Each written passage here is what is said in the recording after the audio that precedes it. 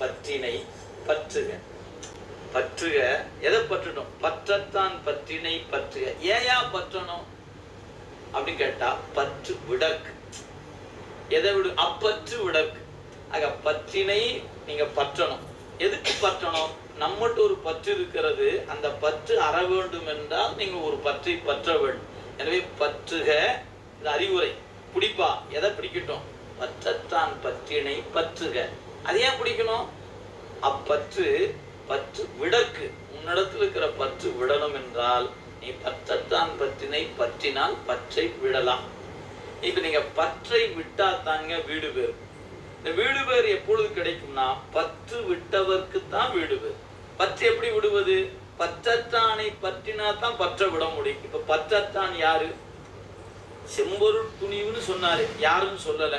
பற்றத்தான் யாருன்னு அவர் நேரடியா திருக்குறள் சொல்லல. நீங்க மணிவாசகர் படிச்சீங்கன்னா பற்றத்தான் யாருன்னு சொல்றாரு.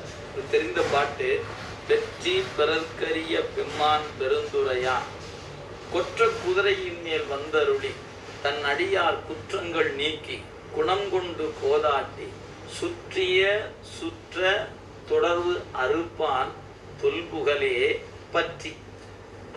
தொல்புகழே பற்றி பற்று அற நாம் பற்றுவாம். எது? நம்ம இருக்கிற பற்று அற நாம் பற்றுவாம். பற்றியே பேரானந்தம் பாடுதுங்கான் அம்மானாய். திருக்குறள் சொல்லப்பட்டதை அப்படியே மணிவாசக பெருமான் திரு அம்மானையில பதிவு செய்துட்டார். அப்ப பற்றற்றான் என்று சொன்னா சிவபெருமானுக்குத்தான் பற்றற்றான்னு பேரு. ஆனா வள்ளுவ பெருமான் நேரா சிவபெருமானு சொல்லல. இங்கதான் உள்ள நீங்க பார்க்கணும். அதே போல இன்னொரு இடம் சொல்றாரு.